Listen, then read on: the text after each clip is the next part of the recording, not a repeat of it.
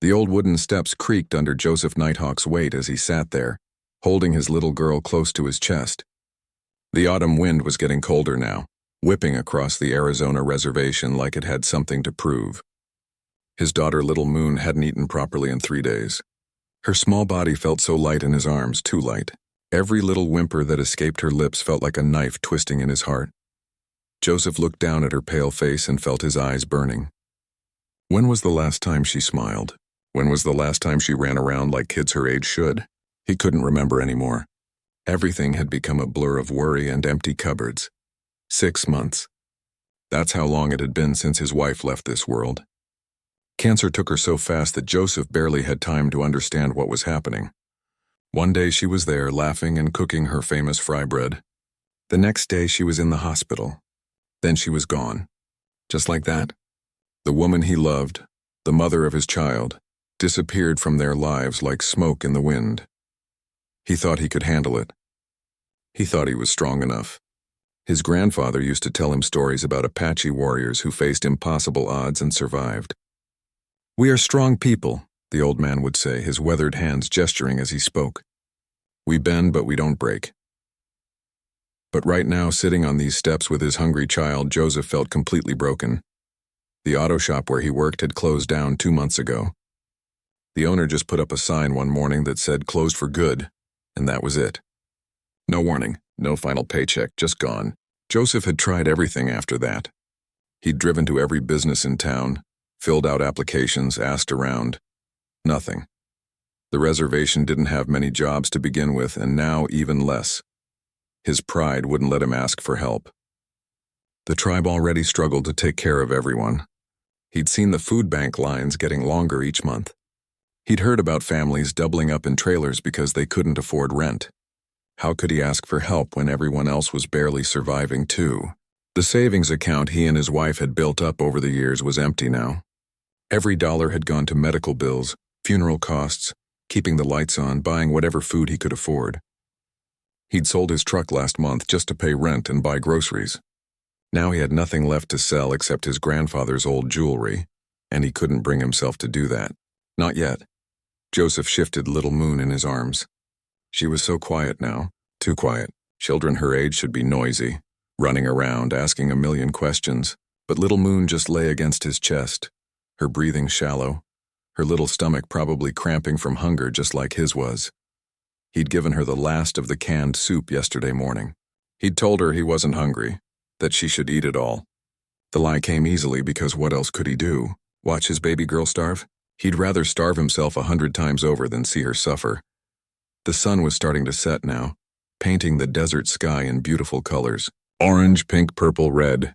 Joseph had always loved sunset on the reservation. It was peaceful. It reminded him of his grandmother's stories about how the world was created. But tonight the beauty just made him feel worse. How could the world be so beautiful when everything in his life was falling apart? He thought about his grandfather again. The old man had lived through so much. He'd survived poverty, discrimination, the struggles of reservation life. He'd raised his family with dignity and strength. What would he think if he could see Joseph now? Would he be disappointed? Would he shake his head and wonder why his grandson had given up so easily? But this wasn't giving up easily, Joseph thought. He'd tried everything. He'd fought as hard as he could. Sometimes fighting isn't enough. Sometimes the world just beats you down no matter how hard you try to stand up. Little Moon made a small sound and Joseph looked down at her. Her eyes were half closed, her little hand clutching his shirt. She trusted him completely. She didn't understand that her daddy didn't know what to do anymore. She didn't understand that tomorrow there would be no food again, no milk, nothing. The thought that had been creeping into Joseph's mind for the past week came back stronger now. Maybe she'd be better off somewhere else. Maybe with a family who could actually feed her, clothe her, take care of her properly. The tribal social services could place her with someone better than him. The thought made him feel sick, but what else could he do? Watch her waste away? Let her suffer because of his pride? His failures? A coyote howled somewhere in the distance. The reservation was settling down for the night. Lights were coming on in trailers and small houses. Smoke rose from chimneys where families were probably cooking dinner. Normal families, families that weren't falling apart. Joseph pulled Little Moon closer and felt a tear slide down his cheek. He'd been trying so hard not to cry in front of her, to be strong, to be the father she needed. But he was tired, so incredibly tired. Tired of worrying, tired of failing, tired of watching his daughter suffer. His grandfather's voice echoed in his memory. A warrior knows when to fight and when to ask for help. But Joseph had forgotten the second part. He'd only focused on fighting, on being strong, on handling everything alone. And now he was here at the end of his rope with nothing left to give. The wind picked up again, colder this time. Joseph knew he should take Little Moon inside, get her under the thin blanket they shared. But he couldn't move. He just sat there, holding his daughter, staring at the darkening sky, feeling like he was drowning in a river with no way to reach the shore. He didn't know that in just a few minutes, everything would change. He didn't know that help was already walking toward him, carrying bags of food and hope. He didn't know that sometimes when you reach your breaking point, that's exactly when life sends you exactly what you need. All he knew right now was that he was a father who couldn't feed his child, and that knowledge was crushing him from the inside out. Joseph didn't know how long he'd been sitting there when he heard the footsteps. The crunch of gravel under shoes pulled him out of his dark thoughts. He didn't bother looking up. Probably another social worker, he figured. Or maybe someone from the tribal office coming to check on him again. They meant well, but Joseph was tired of people seeing him like this. Tired of the pity in their eyes. The footsteps stopped right in front of him. Joseph kept his eyes down, focusing on Little Moon's sleeping face. Maybe if he didn't acknowledge whoever it was, they'd just go away. But then came the knock.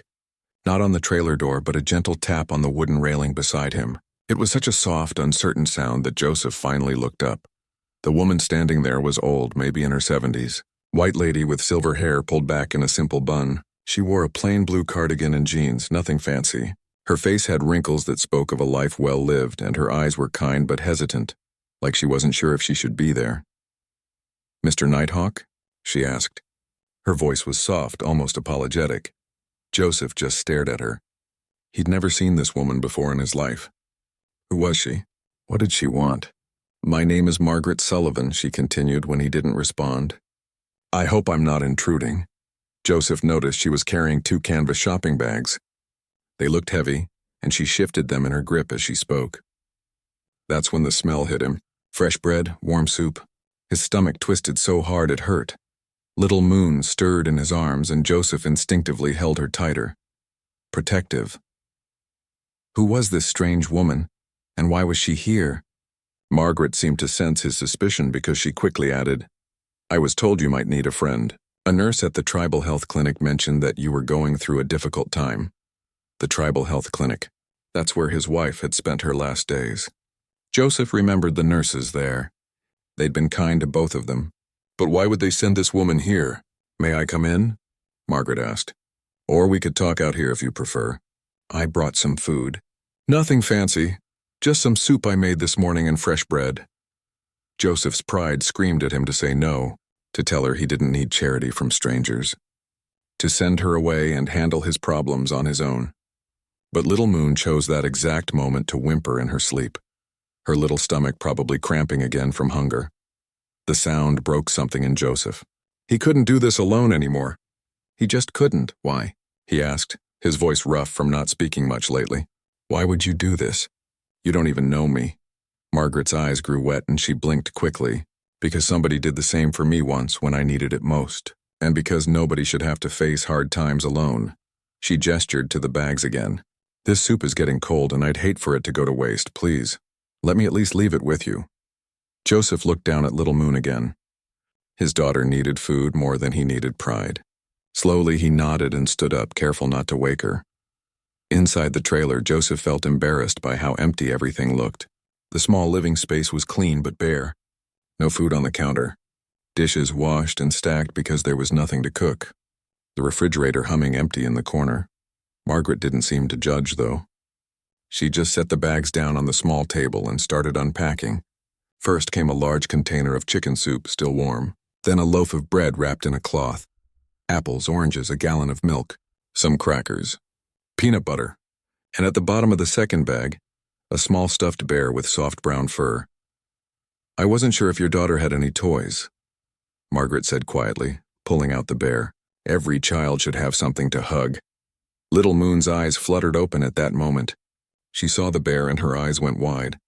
For the first time in weeks, Joseph saw something like joy on her face. Her little hand reached out weakly toward the toy. "Can she have it?" Margaret asked Joseph. He nodded, unable to speak past the lump in his throat. Margaret gently placed the bear in Little Moon's arms, and the little girl clutched it immediately, a tiny smile appearing on her pale lips. Margaret turned away quickly, but not before Joseph saw tears running down her cheeks. She busied herself with the food, wiping her eyes with the back of her hand. "I'm sorry," she said. "It's just been a while since I've seen a child smile." Joseph wanted to ask what she meant, but Little Moon was pulling on his shirt, looking at the food on the table with desperate hope in her eyes. "Can we feed her?" Margaret asked. "The soup isn't too hot anymore. It should be just right." The next 30 minutes felt like a dream. Margaret heated up the soup properly, poured it into a bowl, and sat with Little Moon while she ate. The little girl devoured it, eating faster than Joseph had seen her eat in weeks. Margaret kept telling her to slow down, to drink some milk between bites, speaking in that gentle voice that reminded Joseph of his own grandmother. Joseph ate too, though he felt strange accepting food from a stranger. But the soup was delicious and his body desperately needed it. He couldn't remember the last time he'd had a proper meal. As they ate, Margaret didn't ask nosy questions. She didn't lecture him about asking for help or judge him for his situation.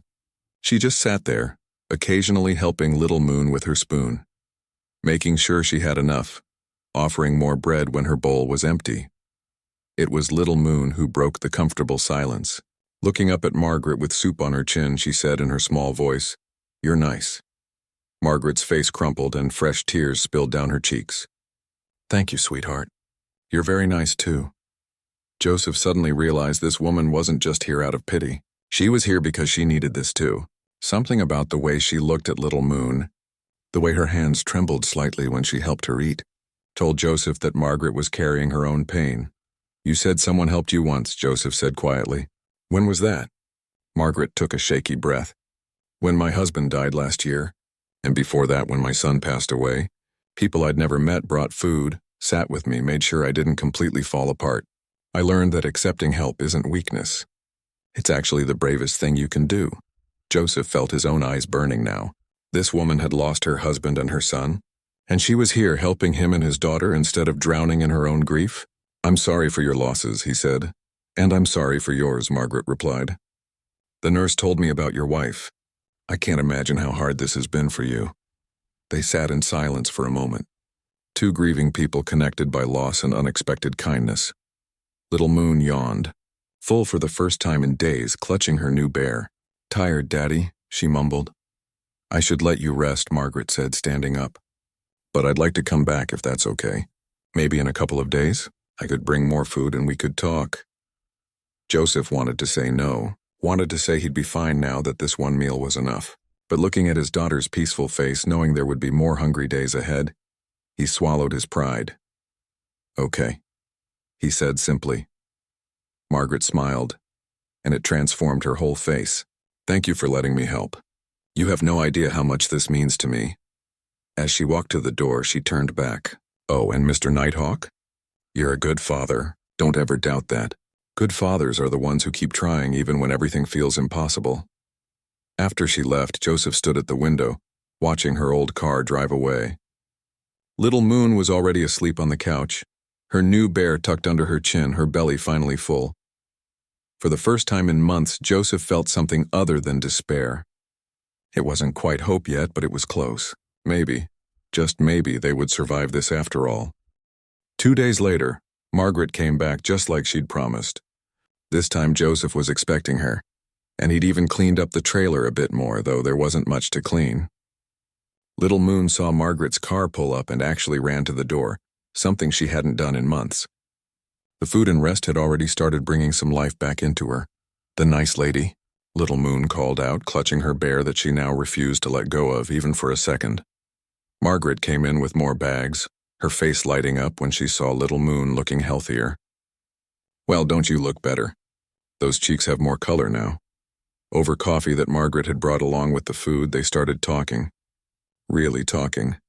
Not just surface-level pleasantries, but real conversation about real things. Margaret explained how she'd found out about Joseph's situation. One of the nurses at the tribal health clinic, a woman named Rita, had cared for Joseph's wife during those final difficult weeks. Rita had checked in on Joseph a few times after the funeral, worried about how he was doing. When the auto shop closed and Rita heard through the reservation grapevine that Joseph was struggling, she'd mentioned it to Margaret at a community meeting. Rita knew I'd been looking for ways to help, Margaret said, stirring her coffee slowly. She thought maybe we could help each other. Joseph frowned, confused. Help each other? I don't understand. You're the one helping me. Margaret set her cup down and looked at him with eyes that held deep sadness. Mr. Nighthawk, can I be honest with you? Joseph, just call me Joseph. Joseph, then. And please call me Margaret. She took a breath. I lost my husband Robert a year ago. Heart attack. He was here one minute, telling me about his research, laughing at something on TV. The next minute he was gone. Just like that. No warning. No goodbye. Joseph nodded slowly, understanding that particular pain too well. And 5 years before that, Margaret continued, her voice getting quieter, we lost our son, Danny. He was a soldier. He died in Afghanistan, stepping on something he shouldn't have stepped on. She wiped her eyes. After Robert died, I was completely alone. No family left. Just me in a big house with too many empty rooms and too many memories. Little Moon had wandered over and climbed into Margaret's lap without asking. The old woman wrapped her arms around the little girl automatically, like it was the most natural thing in the world. I've been volunteering everywhere, Margaret said. The library, the food bank, anywhere that would take me. Trying to fill up my days so I don't have to think about how quiet my house is. But it's not the same as having purpose. Real purpose, you know. Joseph watched how gently Margaret held Little Moon, how the sadness in her eyes lightened when she looked at the child. He started to understand what she meant about helping each other. You wanted a daughter, he said quietly. It wasn't a question. Margaret smiled sadly. Always. Robert and I tried for years after Danny was born. It just never happened. And now I'm too old to do anything about it. But when Rita told me about you and your little girl, something inside me woke up. I thought maybe I could help. Maybe I could be useful to someone again. They talked for hours that day. Margaret asked Joseph about his work as a mechanic, and his eyes lit up when he talked about fixing engines, welding, building things with his hands. He'd been good at it too before the shop closed. The owner used to say Joseph could fix anything, could look at a broken machine and just know what was wrong with it. My grandfather taught me, Joseph explained. He said working with your hands was honest work. He used to fix things for everyone on the reservation. Never charged much, sometimes worked for food or trade. He said skills like that were gifts you were supposed to share. Margaret listened carefully, asking questions, genuinely interested. Then she told him about her own work as a teacher. 30 years in elementary schools teaching second graders. She loved it. Loved watching kids learn to read, seeing their faces light up when they finally understood something they'd been struggling with. Robert was an archaeologist, she said. He specialized in Native American history, particularly Apache culture. That's why we moved here 10 years ago. He wanted to be close to his research, and he wanted to do it respectfully, working with the tribes rather than just taking artifacts and information. Joseph was surprised. What kind of research? Everything. Pottery, tools, traditional building methods. But mostly he focused on documenting oral histories before they were lost. He believed Apache knowledge was valuable, that Western archaeology had spent too long treating native cultures like dead civilizations instead of living peoples. For the first time in months, Joseph felt a spark of interest in something beyond just survival. His grandfather had been full of stories, traditional knowledge that Joseph had absorbed as a kid but never really appreciated until now. Over the next few weeks, Margaret's visits became regular. Every 2 or 3 days, she'd show up with groceries and they'd spend time together. She'd play with Little Moon, reading her books she brought from her own collection, simple stories about animals and adventures that Little Moon loved. The little girl started calling her Miss Maggie and would watch the driveway waiting for her visits. But Margaret never made Joseph feel like a charity case. She always asked him to help with something. Could you look at my kitchen faucet? It's been dripping for weeks, or I can't get the lawnmower started. Do you think you could take a look? These were real problems, and Joseph was grateful for the chance to feel useful. to use his skills to give something back. One evening, as the sun set and painted the sky in brilliant colors, they sat outside the trailer while Little Moon played nearby with her bear and some other toys Margaret had quietly added to the collection. Margaret turned to Joseph with a serious expression. "I've been thinking," she said carefully, "and I have an idea. But I don't want you to feel pressured, and if you say no, I'll completely understand." Joseph felt nervous. "What kind of idea?" Margaret twisted her hands together, clearly anxious. "My house is too big for one person. I rattle around in there like a marble in an empty jar. I have 3 bedrooms that nobody uses, a workshop in the back that Robert built but I don't know what to do with. And honestly, I could use help with maintenance. Things keep breaking and I don't know how to fix them." She looked at him directly. "What if you and Little Moon came to stay? Just temporarily, just until you get back on your feet. There's a guest house on the property, completely separate from the main house. You'd have your privacy, and in exchange for living there, you could help me with repairs and upkeep. It would be a fair trade." Joseph's immediate reaction was to refuse. It felt like too much. Like he'd be taking advantage of this kind woman who'd already done so much for them. But Margaret kept talking, her words coming faster now. "Please, before you say no, just listen. This isn't just about helping you. I need this too. I wake up every morning in that empty house and have to give myself reasons to get out of bed. Having you there, having Little Moon's voice in the yard, hearing life happening around me again, that would help me more than you know." She looked at Little Moon playing happily. "I don't have grandchildren. I never will. And I know I'm not family, I'm just some strange woman who showed up at your door. But maybe we could help each other. You need a safe place to rebuild. I need people around me so I don't disappear into my grief. Maybe that's enough." Joseph sat quietly, thinking.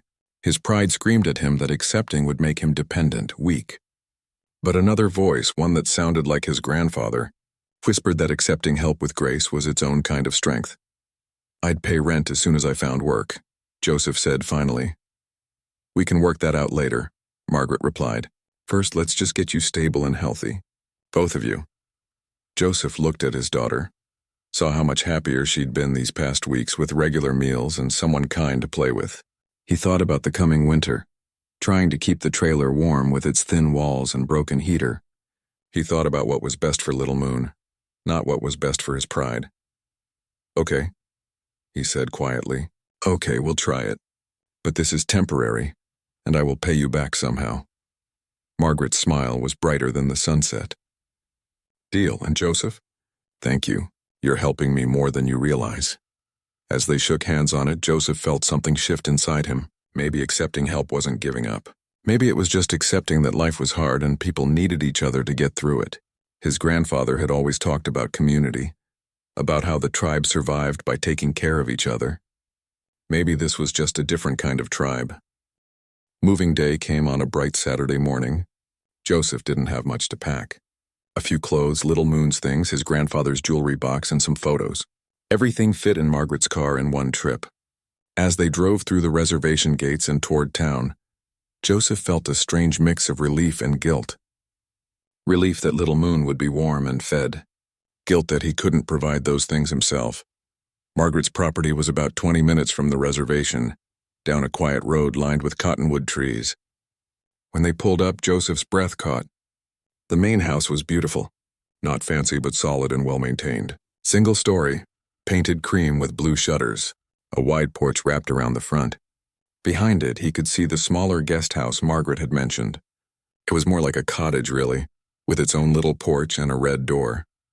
"The guest house has 1 bedroom, a small kitchen, and a bathroom," Margaret explained as she parked.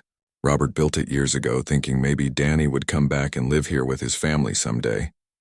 After Danny died, we never had the heart to rent it out." Little Moon was already out of the car, running around the yard, laughing at the space. There were trees to climb, flowers blooming, even a tire swing hanging from an old oak. After months in the cramped trailer, this must have felt like paradise to her. The cottage was perfect. Simple but comfortable. Clean sheets on the bed, towels in the bathroom. A small table in the kitchen area with 2 chairs. Sunlight streaming through clean windows. It smelled like fresh air and possibility. "I'll let you get settled," Margaret said. "Come to the main house whenever you're ready. I'm making lunch." That first week was an adjustment. Joseph wasn't used to having space, wasn't used to a refrigerator that actually had food in it, or a heater that worked properly. Wasn't used to Little Moon laughing again, really laughing as she played in the yard. Margaret was careful to give them privacy. She never just showed up at the cottage. She'd always call first or wait for them to come to her. Most days, Joseph would bring Little Moon to the main house in the morning. Margaret would watch her while Joseph worked on repairs around the property, and there was plenty of work to do. The fence in the back needed replacing. The gutters were full of leaves and starting to pull away from the house. The workshop Robert had built was full of tools but disorganized and dusty. Joseph threw himself into the work, grateful for something to do with his hands, grateful to feel useful again. Margaret would bring him water or lemonade while he worked, and they'd talk. Not about heavy things at first, just easy conversation.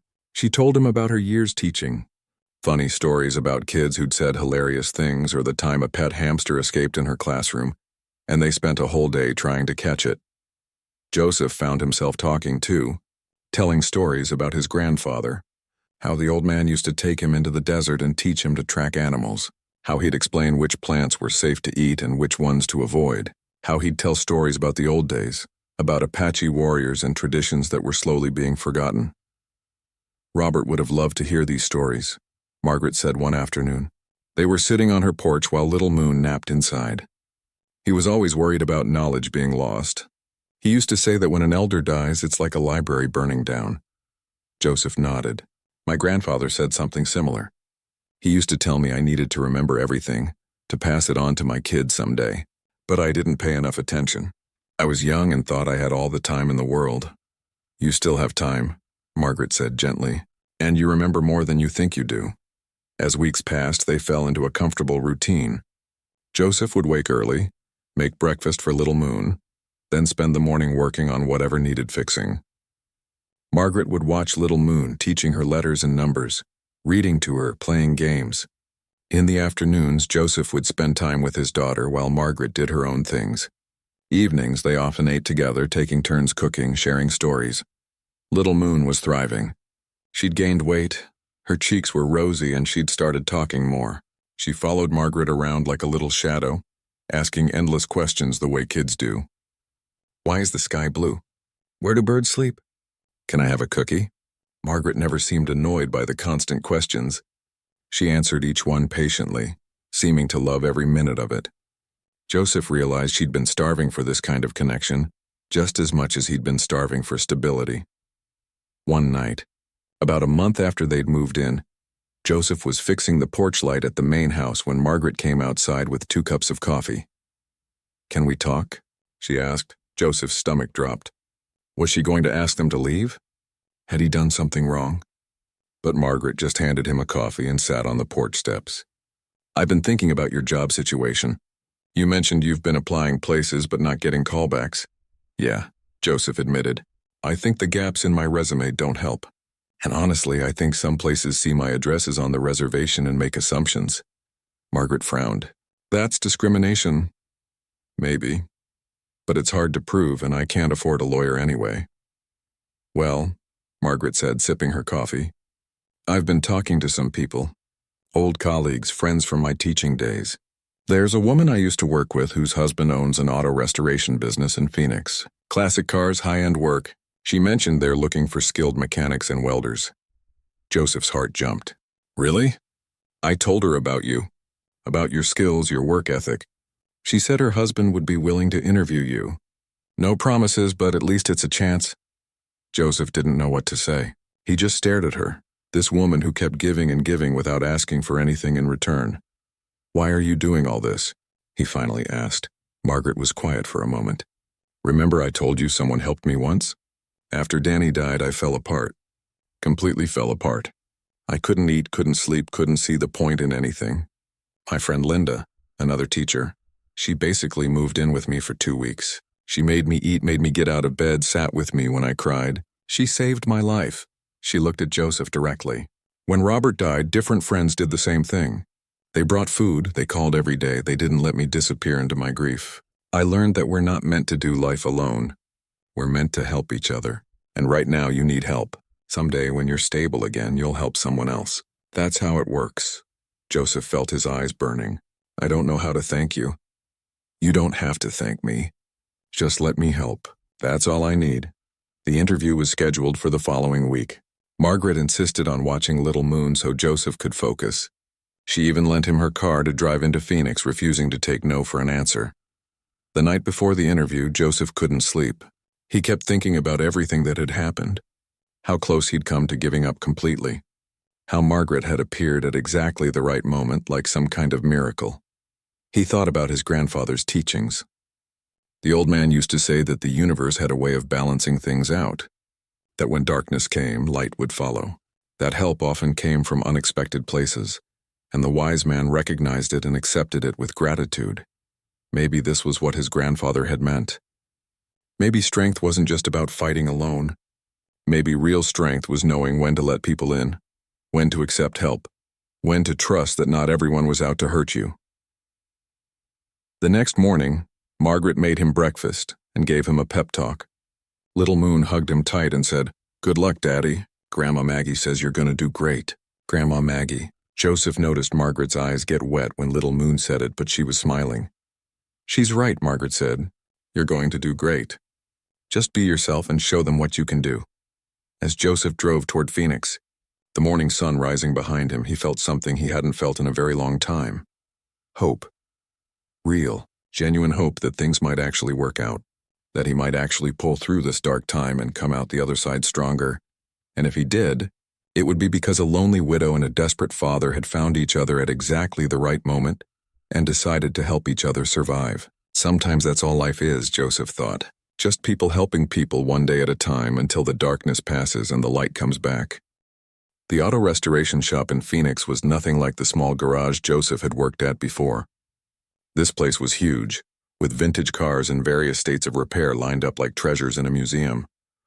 Classic Mustangs, old Chevys, even a beautiful 1960s Corvette that made Joseph's hands itch to work on it. The owner, Tom Harrison, was a big man with grease-stained hands and a friendly smile. He walked Joseph through the shop, explaining their process, showing him the kind of work they did. High-end restorations for collectors who wanted their cars to look exactly like they did when they rolled off the factory floor 50 years ago. "Margaret's friend spoke highly of you," Tom said. "Said you've got natural talent, that you can look at an engine and just know what's wrong with it." "That true?" Joseph nodded. "My grandfather taught me. He said machines talk to you if you know how to listen." Tom laughed. "I like that. Show me what you mean." He led Joseph to a 1967 Ford pickup that had been giving them trouble. "Engine runs rough, loses power randomly. We've checked the usual suspects but can't figure it out."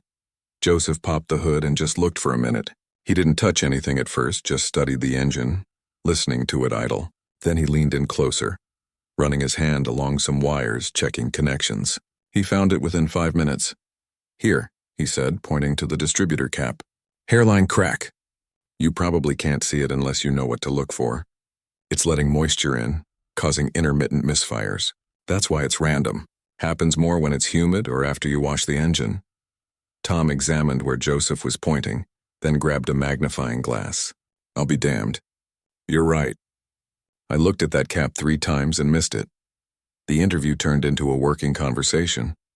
Tom had Joseph look at a few more problems, and each time Joseph diagnosed them quickly and accurately. By the end of the day, Tom offered him the job on the spot. "Starting pay is decent, full benefits kick in after 90 days. You'll be working mostly on restorations, but we also do regular repairs for the bills. Can you start Monday?" Joseph wanted to cry. Instead, he shook Tom's hand firmly. "Yes, thank you. You won't regret this." Driving back to Margaret's, Joseph felt lighter than he had in a year. He had a job, a real job with good pay and benefits. He could take care of Little Moon properly now. He could start rebuilding his life. When he pulled up to the property, Little Moon came running out, Margaret following behind at a more careful pace. "Daddy, Daddy, did you get it?"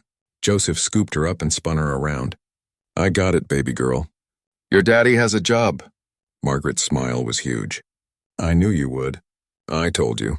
That night they celebrated with a special dinner. Margaret made a roast with all the sides and even baked a cake for dessert. Little Moon was so excited she could barely sit still.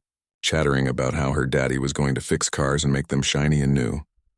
"This calls for a toast," Margaret said, pouring apple juice into Little Moon's cup and wine into theirs. She raised her glass. "To new beginnings and second chances. To family," Joseph added, the word slipping out before he could think about it. Margaret's eyes got wet, but she was smiling. To family. The first few weeks at the new job were intense. Joseph had to prove himself, had to show that Tom's faith in him wasn't misplaced. He worked hard, stayed late when needed, took on the difficult jobs that other mechanics avoided. Tom noticed, and so did the other guys in the shop. "You're good," one of the older mechanics, Frank, told him after watching Joseph rebuild a transmission. "Real good." "Where'd you train?" "Reservation Auto Shop in my grandfather's driveway," Joseph said. Frank nodded with respect. "Best education there is. Learning by doing." The paychecks started coming in, and Joseph felt a pride he'd almost forgotten existed. He could buy groceries now. He could put gas in Margaret's car, which she'd been letting him use to get to work. He could buy Little Moon new clothes when she needed them, not just rely on hand-me-downs. He tried to give Margaret rent money after his first paycheck, but she refused. "Not yet," she said. "Save your money. Build up an emergency fund. Get stable first." "But that's not fair to you," Joseph protested. "Fair is what we decided is," Margaret replied. "You fixed my fence, cleaned out my gutters, organized Robert's workshop, fixed everything in this house that was broken. You've more than earned your keep. Save your money." Life settled into a good rhythm. Joseph would wake early, have breakfast with Little Moon, drop her at Margaret's main house, then drive to Phoenix for work. Margaret had insisted Little Moon was happy staying with her during the day. She'd set up activities, educational games, art projects. The little girl was learning her letters and numbers, could write her own name now, was reading simple books. "She's smart as a whip," Margaret told Joseph proudly. "She's going to do great when she starts kindergarten next year." Kindergarten. Joseph hadn't even thought that far ahead. He'd been so focused on just surviving day to day that he'd forgotten to think about the future. But now there was a future to think about. Now he could make plans. In the evenings, after work, Joseph would spend time with Little Moon. They'd play in the yard, or he'd read to her, or they'd cook simple dinners together. Sometimes Margaret would join them. Sometimes she'd give them space, reading on her own porch or tending to her garden. The dynamic between Joseph and Margaret had shifted into something comfortable and natural. They were like family now, though neither of them said it out loud. They looked out for each other. When Margaret was having a hard day, missing Robert or her son, Joseph would make sure she wasn't alone.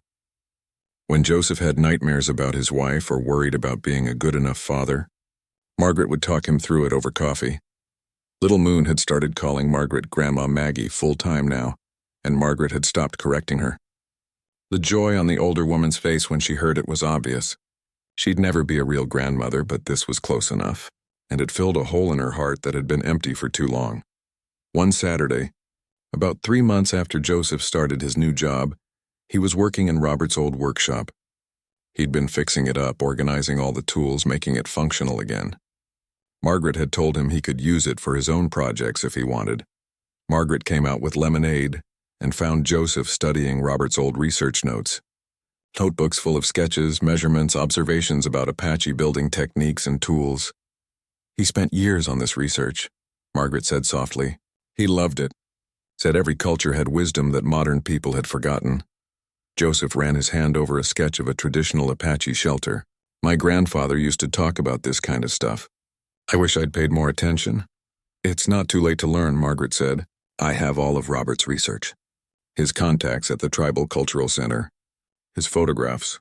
Maybe you could continue some of his work. Not the academic side necessarily, but keeping the knowledge alive. Teaching Little Moon about her heritage." The idea planted itself in Joseph's mind. He'd been so focused on just surviving that he'd forgotten about his responsibility to pass on his culture, his grandfather's teachings to Little Moon. She needed to know where she came from, needed to understand her Apache heritage. "I'd like that," Joseph said. "Could you help me? Help me understand what Robert was trying to document?" Margaret's smile was bright. "I'd love nothing more." That evening, they started going through Robert's research together. Margaret explained what he'd been studying, showed Joseph the photographs and sketches. Joseph found himself remembering things his grandfather had taught him, Details he'd forgotten. Stories that suddenly made more sense in the context of Robert's research. Little Moon wandered out and climbed into Joseph's lap, curious about the pictures. "What's that, Daddy?" "That's how your ancestors used to build homes," Joseph explained, showing her a sketch. "Your great-great-grandparents a long time ago. Can we build one?" Little Moon asked with the simple logic of a child. Margaret and Joseph looked at each other and smiled. "You know what?" Joseph said. "Maybe we can. A small one in the backyard. What do you think, Margaret?" "I think Robert would have loved that idea," Margaret said, her voice thick with emotion. "And I think your grandfather would be proud." As they sat there, the three of them poring over the notebooks together, Joseph realized something. He'd come here broken, desperate, ready to give up. He'd found more than just a place to live. He'd found purpose again. He'd found someone who cared about him and his daughter. He'd found a way forward. Margaret had come into his life at his darkest moment, and in helping him, she'd helped herself too. They'd both been drowning in grief and loneliness, and somehow together they'd found a way to swim back to shore. This wasn't just surviving anymore. This was actually living again. And it felt good. 3 months had passed since Joseph started his new job, and life had settled into something that almost felt normal. Almost. But some nights, Joseph would wake up in a cold sweat, his wife's face fading from his memory like smoke. Other nights he'd lie awake thinking about that moment on the trailer steps, when he'd been ready to give up completely. The shame of that moment haunted him. It was a cool evening in early autumn when everything finally came to the surface. Little Moon had gone to bed early, worn out from playing all day. Joseph and Margaret were sitting on her porch, watching the sunset paint the sky in shades of orange and purple. They'd fallen into the habit of having these quiet evenings together, just talking or sitting in comfortable silence. But tonight, Joseph couldn't sit still. He kept shifting in his chair, his hands restless, his mind churning with thoughts he'd been pushing down for months. "You okay?" Margaret asked gently. Joseph opened his mouth to say he was fine, then closed it again. He was tired of pretending everything was okay. "Tired of carrying this weight alone. Can I tell you something?" he asked quietly. "Something I'm ashamed of?" Margaret set down her tea and turned to face him fully. Of course, Joseph took a deep breath. The words were hard to get out, like they were stuck in his throat. "The night before you came to my trailer, I'd made a decision. I was going to call Child Services the next morning. I was going to tell them to take Little Moon and place her with someone who could actually take care of her." The silence that followed felt heavy. Joseph couldn't look at Margaret. He stared at his hands instead, at the calluses from years of work. "I couldn't feed her," he continued, his voice breaking. "I couldn't keep her warm. I couldn't give her anything she needed. What kind of father can't provide for his child? What kind of man lets his daughter go hungry?" He felt tears on his cheeks but didn't wipe them away. "I thought she'd be better off without me. I thought giving her up would be the loving thing to do. But the truth is, I don't know if I was being selfless or if I was just giving up. Maybe I'm just weak. Maybe I'm not the man my grandfather thought I'd become." The words poured out now, all the pain and shame he'd been holding in for so long. "My wife would be so disappointed in me. She trusted me to take care of our daughter, and I failed. I failed her. I failed Little Moon. I failed everyone." Margaret was quiet for a long moment. When Joseph finally looked up at her, he saw tears streaming down her face too. "Joseph," she said softly. "Can I tell you something now?" "Something I'm ashamed of." He nodded, wiping his eyes. Margaret's voice was barely a whisper. "After my son died, I didn't want to live anymore. I couldn't see the point. Every morning I'd wake up and think, what's the point of getting out of bed? What's the point of eating, of showering, of going on when the person I loved most in the world was gone?" She wiped her tears with shaking hands. "I planned it out. How I'd do it. When I'd do it. I even wrote letters to the few people who might care. I had pills in my medicine cabinet. I'd counted them out. All I had to do was take them." Joseph's chest tightened. He reached over and took her hand. "What stopped me was stupid," Margaret continued. "My neighbor's cat, this orange cat that Robert used to feed, it showed up at my door meowing for food, and I thought, if I'm gone, who will feed this cat? Such a silly thing to keep you alive, right? A cat that wasn't even mine." She laughed, but it was a sad sound. "But that cat kept coming back every day. And every day I had to get up to feed it. And slowly, very slowly, the days got a little easier. Then Robert died, and I was right back in that dark place. But by then, I'd learned something. The darkest moments pass. They really do. But only if you survive them. They sat holding hands, two broken people sharing their deepest pain. "You're not weak, Joseph," Margaret said firmly. "You're one of the strongest people I've ever met. You know why? 'Cause you kept trying. Even when you wanted to give up, even when you couldn't see a way forward, you kept trying. You didn't actually call child services. You didn't give up. You sat on those steps holding your daughter and you kept going one more day. That's not weakness. That's courage." "But I wanted to give up," Joseph said. "We all want to give up sometimes. The fact that you wanted to doesn't make you weak. What matters is what you actually did. You held on. You survived. And when help came, you let it in. Do you know how hard that is? To accept help when you're proud? When you've been taught to handle everything yourself? That takes more strength than suffering alone." Joseph thought about his grandfather. The old man had always seemed so strong, so unbreakable, but he'd been part of a community.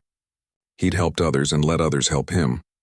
He'd understood something Joseph had forgotten, that people need each other. "My grandfather used to say that warriors don't always fight alone," Joseph said slowly. He said the strongest warriors know when to accept help from their allies. I thought I understood what he meant, but I didn't. Not really. Not until now. Margaret squeezed his hand. "Your grandfather sounds like he was a wise man." He was. And he'd probably tell me to stop beating myself up over what I almost did, and focus on what I actually do from here forward. "Smart man," Margaret said with a small smile. They sat in silence for a while, both lost in their own thoughts. Then Margaret spoke again. "You know what else I learned? Shame is poison. It doesn't help anything. It just eats away at you from the inside. We've both done things we regret. We've both had dark thoughts, but we're still here. We survived, and now we have a choice. We can carry that shame forever, or we can forgive ourselves and focus on being better from this moment on." Joseph thought about that. Forgive himself. It seemed impossible. How could he forgive himself for wanting to give up his daughter? "It's hard," he admitted. "I know," Margaret said. "I still have days where I'm angry at myself for even thinking about leaving this world. For being so selfish. But then I look at you and Little Moon and I think, if I'd gone through with it, I wouldn't be here now. I wouldn't have this life we've built together. So maybe everything happened exactly the way it was supposed to." She turned to look at him directly. "Maybe you were supposed to reach that breaking point. Maybe I was supposed to hear about you at that exact moment. Maybe we were both supposed to be broken so we could help each other heal. I don't know if I believe in fate, but I believe things work out sometimes in ways we don't expect." Joseph felt something loosening in his chest, like a knot being untied. Maybe Margaret was right. Maybe he could forgive himself. Maybe the fact that he'd survived, that he'd accepted help, that he was rebuilding his life, maybe that was what mattered. "Your wife," Margaret said gently. "What do you think she'd say if she could see you now?" Joseph thought about it. Really thought about it. His wife had been kind, practical, loving. She'd always focused on solutions rather than problems. She'd probably tell me to stop being so hard on myself. She'd say that feeling guilty doesn't help Little Moon. She'd want me to move forward. And your grandfather, he'd tell me I'm being foolish. That I survived, so I should act like it. That honoring the dead means living well, not drowning in guilt. Margaret smiled. They sound like they'd get along. For the first time in months, Joseph felt the weight on his chest lift a little. He'd told someone his darkest secret and the world hadn't ended. Margaret hadn't judged him. She'd understood because she'd been there too. "Thank you," he said quietly. "For what?" "For understanding. For not judging. For being here." "Thank you for the same reasons," Margaret replied. "And for trusting me with your truth. That takes courage too." They sat together as the last light faded from the sky and stars began appearing overhead. The desert air was cooling down and somewhere in the distance a coyote howled. It was a lonely sound, but Joseph didn't feel lonely anymore. Inside the cottage, Little Moon was sleeping peacefully, clutching her bear, her belly full, safe and warm. She didn't know how close she'd come to losing her father. Didn't know about the dark thoughts that had almost won. All she knew was that her daddy loved her, that Grandma Maggie was always there and that life was good, and maybe that was enough. Maybe that was everything. Joseph realized something sitting there under the stars. Strength wasn't about never falling down. It was about getting back up. It was about asking for help when you needed it. It was about forgiving yourself for being human, for being imperfect, for having dark moments. His grandfather would be proud of him after all. Not because he'd never stumbled, but because when he fell, he found a way to stand back up. With help, yes, but that was okay. That was human. That was real. I think we're going to be okay, Joseph said. Margaret smiled. I think we already are. Winter came to Arizona, bringing cool winds and occasional rain. Inside the cottage and the main house, warmth and life had returned in ways neither Joseph nor Margaret had imagined possible a year ago. The property that had once been too quiet now rang with Little Moon's laughter and the sounds of daily living. Joseph had been working steadily at the restoration shop for almost 6 months now. Tom had already given him a raise and more responsibilities. The other mechanics respected him, and customers specifically requested his work on their prized vehicles. He was building a reputation, proving himself not just as a skilled mechanic but as someone reliable and dedicated. More importantly, Joseph had saved up a decent amount of money. Not a fortune, but enough for an emergency fund, enough to feel secure. He'd tried again to give Margaret rent money, and again she'd refused, though this time they'd compromised. He'd pay for all the groceries, handle any repairs needed on both the cottage and main house, and cover part of the utilities. It wasn't traditional rent, but it made Joseph feel better about the arrangement. Little Moon had transformed completely. The pale, quiet child who'd barely had energy to move was now a vibrant, healthy 5-year-old who never seemed to run out of questions or energy. She was reading simple books now, could count to 100, and had opinions about everything. Margaret had enrolled her in a pre-kindergarten program 3 days a week, and Little Moon loved it. I made a friend today, Little Moon announced one afternoon, bursting into the cottage where Joseph was looking over some of Robert's research notes. Her name is Ashley, and she has a purple backpack, and we played dinosaurs together. Joseph scooped her up, loving how solid and healthy she felt in his arms. That's wonderful, baby girl. What kind of dinosaurs? T-Rex. I was a T-Rex and she was a Triceratops, and we had a battle, but then we were friends instead. Margaret, who'd followed Little Moon in, was smiling. She's quite the storyteller. I think we have a future writer on our hands. The relationship between the three of them had deepened into something that felt permanent, though nobody had actually discussed what it meant. They were family in all but legal terms. They ate together most nights, celebrated holidays together, supported each other through bad days and good ones. Joseph had started teaching Little Moon about her Apache heritage, using Robert's research as a guide. On weekends, they'd worked together on small projects. They'd made traditional pottery using methods from Robert's notes. They'd learned about different plants and their uses. Joseph had even built a small traditional shelter in the backyard, teaching Little Moon the same way his grandfather had taught him. Why did they build it this way, Daddy? Little Moon asked, helping him weave branches together. Because our ancestors were smart. They used what the land gave them and didn't waste anything. The shelter keeps you cool in summer and warm in winter. No electricity needed. Margaret would watch these lessons from her porch, often adding details from Robert's research, creating a bridge between Joseph's traditional knowledge and Robert's academic understanding. It felt like Robert was still there sometimes, his life's work finally being appreciated and used the way he'd hoped it would be. One Saturday afternoon, Joseph's uncle from the reservation came to visit. Uncle Ray was his mother's brother, one of the few family members Joseph had left. They hadn't spoken much since Joseph moved to Margaret's property. Ray had heard about the arrangement through the reservation grapevine and wanted to see for himself how Joseph was doing. Joseph was nervous. What would Ray think about him living here? About Little Moon calling a white woman grandma? But Ray surprised him. After watching Little Moon show off the traditional shelter and chattering about everything she'd learned, after meeting Margaret and seeing the comfortable life they'd built, Ray pulled Joseph aside. You did good, nephew, Ray said quietly. I was worried about you after everything that happened. Thought maybe you'd lose yourself, but you didn't. You found a way forward. I had help, Joseph said, glancing at Margaret, who was playing with Little Moon. That's the Apache way. We help each other. Doesn't matter what color someone's skin is or where they come from. What matters is their heart. That woman has a good heart, and she's helping you teach Little Moon about her heritage. That's important. Ray's approval meant more to Joseph than he'd expected. He'd been carrying some guilt about leaving the reservation. about accepting help from someone outside the tribe. But Ray was right.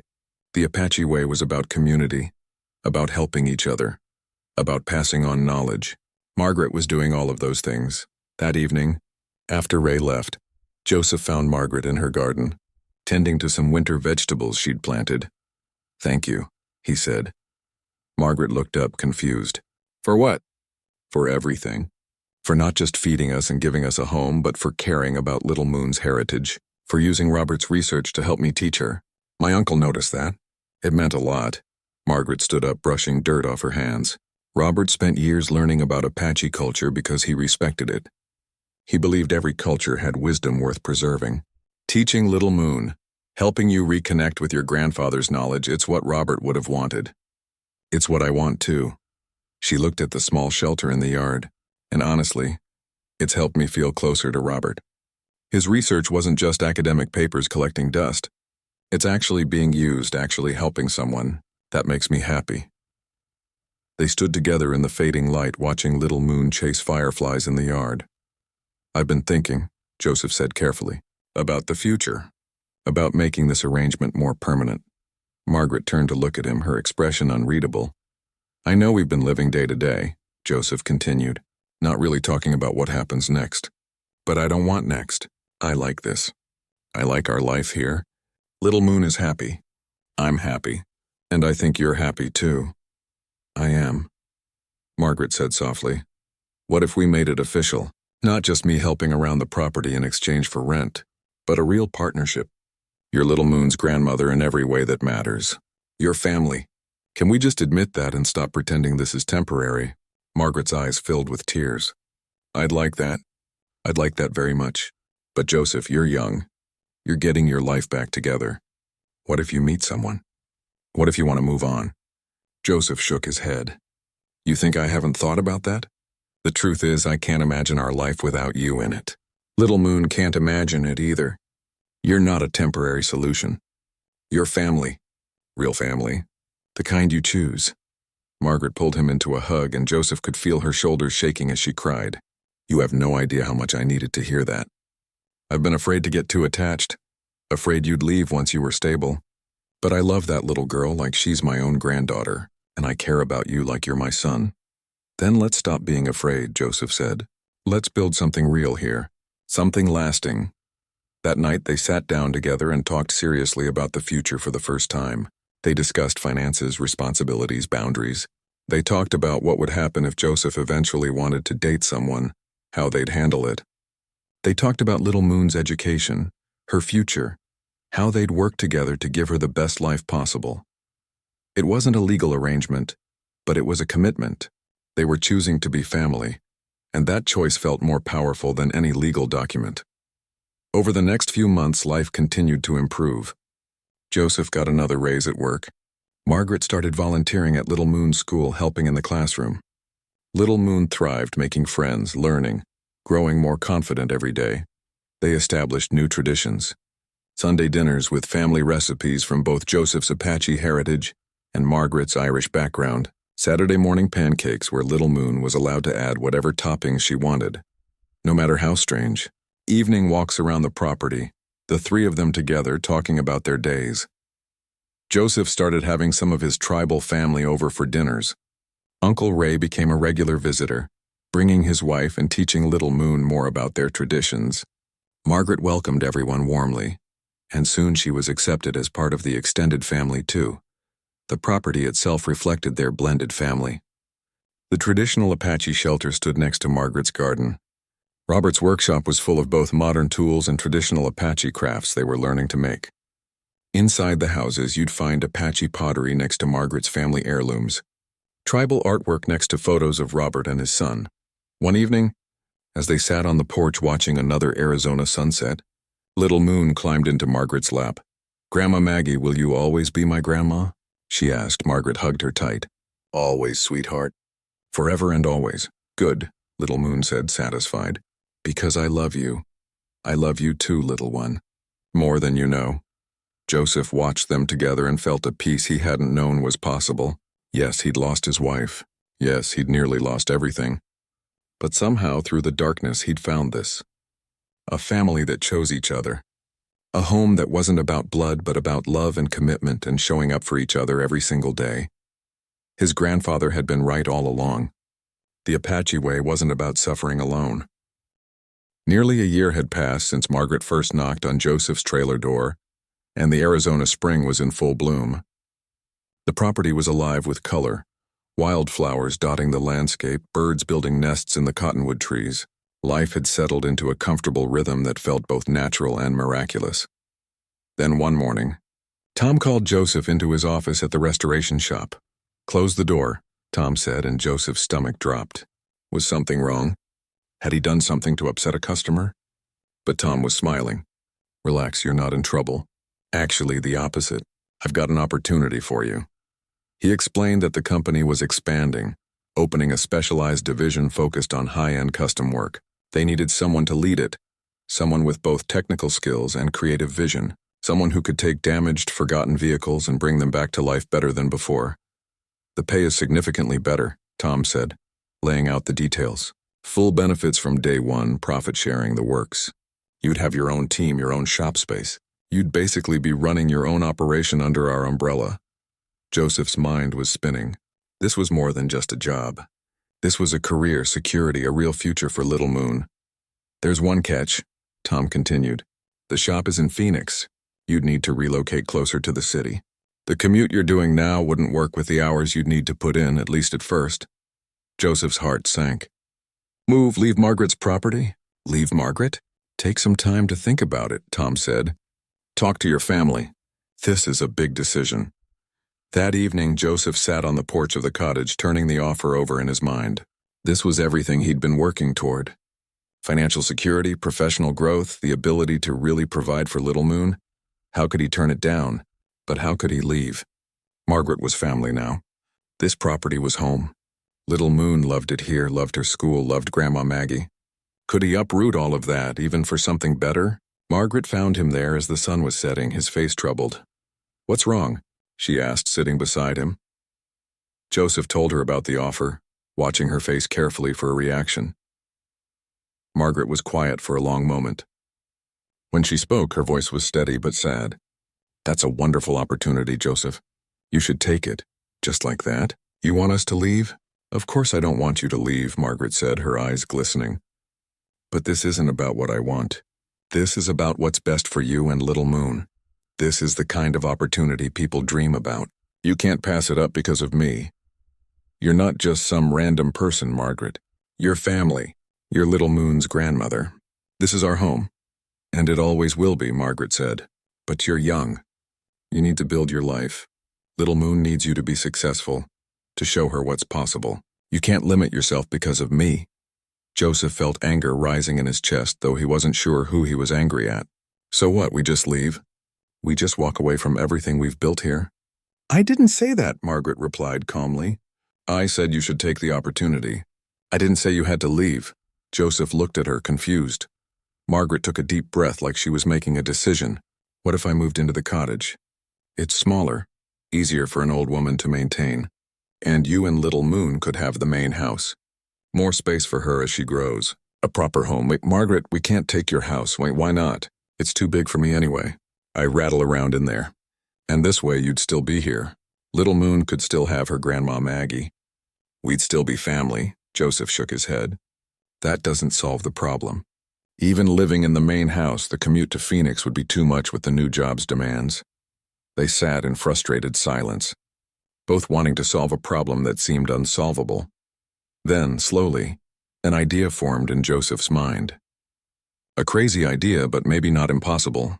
"What if," he said carefully, "what if we made this official? Really official? What if I bought the property from you?" Margaret looked startled. "Joseph, you can't afford to buy a property like this. Maybe not outright. But with my new salary, I could get a loan. A mortgage. I've been building good credit, saving money. And you'd help me with the down payment by owner financing part of it. We'd work out fair terms, pay you monthly. That way you'd have income, I'd be building equity, and we'd both still be here." He was talking faster now, the idea taking shape. "You'd live in the cottage like you said. Little Moon and I would have the main house. We'd still share meals, still be a family, but it would be official. Legal, my property, your cottage, our family. Margaret stared at him. That's a lot of debt to take on. It's an investment in my daughter's future. In our future. This place, this property, it's home. I don't want to find that somewhere else. I want it to be here with you. But what if something happens to me? I'm 72 years old, Joseph. I'm not going to be around forever. Then I'll take care of you the same way you took care of me when I had nothing. That's what family does. Margaret's eyes were streaming with tears now. You really mean that? You'd tie yourself to this place, to me, that permanently? You saved my life, Margaret. You saved my daughter's life. You're not a burden. You're family. And yes, I want to tie myself to this place permanently. I want little Moon to grow up here. I want her to know that family isn't always about blood. Sometimes it's about people who show up when you need them most and never leave. Joseph reached over and took her hand. Let me do this. Let me give us all the security of knowing this is permanent, that we're choosing each other not just for now but forever. Margaret sobbed, pulling him into a hug. Okay, yes, let's do it. The next few months were a whirlwind. Joseph accepted the job offer and started his new position. The hours were intense at first, but manageable. With a lawyer's help, he and Margaret worked out the purchase agreement. The bank approved his loan, impressed by his steady employment and growing savings. Margaret owner financed a portion, making the whole thing possible. The day they signed the papers felt more significant than Joseph had expected. He wasn't just buying property. He was claiming a future. He was saying out loud and legally that this was home, that this family was real and permanent. They celebrated that evening with a special dinner. Uncle Ray came, along with some other family from the reservation. Margaret's friend Linda from her teaching days drove up. Even Tom from the shop stopped by with his wife bringing a bottle of champagne. To new beginnings, Tom toasted, and to family wherever you find it. To home, Margaret added, looking around at the gathered group. To Daddy's new job and our new house. Little Moon chimed in, making everyone laugh. Joseph looked around the table at the people gathered there. His uncle representing his Apache heritage and family, Margaret, the woman who'd saved them and become family, his boss and co-workers showing that he'd built something at work too. Margaret's friends welcoming him into their circle. This was community. This was what his grandfather had always talked about. People from different backgrounds, different generations, coming together to support each other, building something bigger than themselves. True to the plan, Margaret moved into the cottage the following month. She'd protested at first that it was too much work, but Joseph and some friends from the reservation made quick work of it. They painted the cottage in colors Margaret loved, built her some new shelves for her books, even created a small greenhouse addition where she could start her seedlings. It's perfect, Margaret said, walking through her new space. Honestly, I think I'll like it better. Everything I need, nothing I don't. Joseph and Little Moon moved into the main house. It felt strange at first, sleeping in Margaret and Robert's old room. But Margaret had insisted. It's your house now, she'd said firmly. Robert would want it lived in, filled with life and laughter. Make it yours, so they did. Joseph kept some of Margaret and Robert's things, the pieces that had history and meaning. But he added his own touches, too. Apache artwork on the walls, his grandfather's jewelry displayed in a case, photos of his wife, keeping her memory present for Little Moon. Little Moon got her own room, painted purple at her insistence, filled with books and toys and art supplies. She decorated it herself, hanging up her drawings, arranging her stuffed animals. The room that might have been for Margaret and Robert's grandchildren now housed their chosen granddaughter, and somehow that felt right. The property itself became a real home. Joseph expanded the traditional shelter, making it bigger and more elaborate. It became a teaching space where he'd bring kids from the reservation, teaching them the old ways like his grandfather had taught him. Margaret would help, using Robert's research to add context and history. Uncle Ray started coming every Sunday, bringing different family members each time. The property became a gathering place, a bridge between Joseph's Apache community and his new mixed family. People were curious about Margaret at first, but her genuine respect for their culture and her willingness to learn won them over quickly. Margaret's teaching friends adopted Joseph and Little Moon, too. They'd come for weekend visits, bringing wine and stories, treating Joseph like the son some of them had never had. The property that had once been too quiet, too empty, was now always full of life. Little Moon started kindergarten in the fall, thriving in her new school.